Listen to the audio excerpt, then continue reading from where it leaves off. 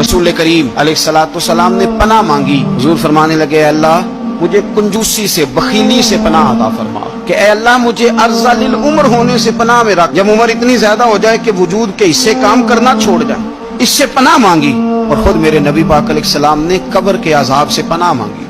یہ تعلیم امت کے لیے کہ تم بھی پناہ مانگو عذاب قبر سے. قبر کا عذاب برحق ہے. قبر کے لیے تیاری کر کے رکھنا, اپنی قبر کو یاد رکھنا, مر جانے کو یاد رکھنا. حضرت سعد بن معاذ رضی اللہ تعالیٰ عنہ کا جب جنازہ تھا تو صحابہ کرام فرماتے ہیں حضور نے نماز جنازہ کی امامت فرمائی تو قبر کے تیار ہونے میں کچھ دیر تھی. تو رسول کریم صلی اللہ علیہ وسلم زمین پر بیٹھ گئے اور ایک لکڑی سے حضور زمین کوریدنے لگے. ہم وہ انتظار تھے کہ اللہ کے رسول صلی اللہ علیہ وسلم سر مبارک اٹھائیں, ہمیں کو نصیحت کریں. حضور نے سر اقدس اٹھایا تو حضور کی آنکھوں میں آنسو تھے اور رو کے حضور فرمانے لگے رو کے اس قبر کے عذاب سے رب کی پناہ مانگو اور اس کے لیے تیاری کر لو. یہ بڑا سخت دن ہے کہ آج تو لوگ مذاق بناتے ہیں. خدا سے ڈریں. وہ چیزیں جو احادیث مبارکہ میں آ گئیں جس سے نبی پاک نے ہمیں ڈرایا, ہمیں سمجھایا, آپ اس تنبیہ کو, اس نصیحت کو آپ اس رنگ میں لیں گے کہ مذاق بنایا جائے گا دین کا, بجائے اس کے کہ اس سے ڈرا جائے. خود رسول کریم صلی اللہ علیہ وسلم نے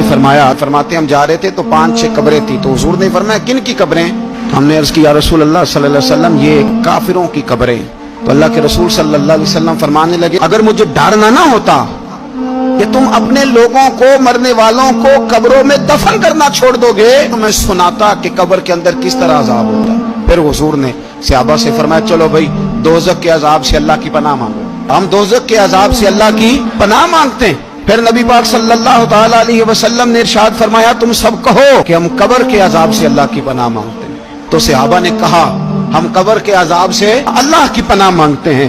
پھر میرے رسول پاک علیہ السلام نے فرمایا تم کہو کہ ہم ظاہری اور باطنی فتنوں سے اللہ کی پناہ مانگتے ہیں. تو صحابہ نے کہا کہ ہم ظاہری اور باطنی فتنوں سے اللہ کی پناہ مانگتے ہیں. پھر میرے محبوب علیہ السلام نے فرمایا تم کہو کہ ہم دجال کے فتنے سے اللہ کی پناہ مانگتے ہیں. تو صحابہ کرام نے کہا کہ اے اللہ ہم دجال کے فتنے سے تیری پناہ مانگتے ہیں.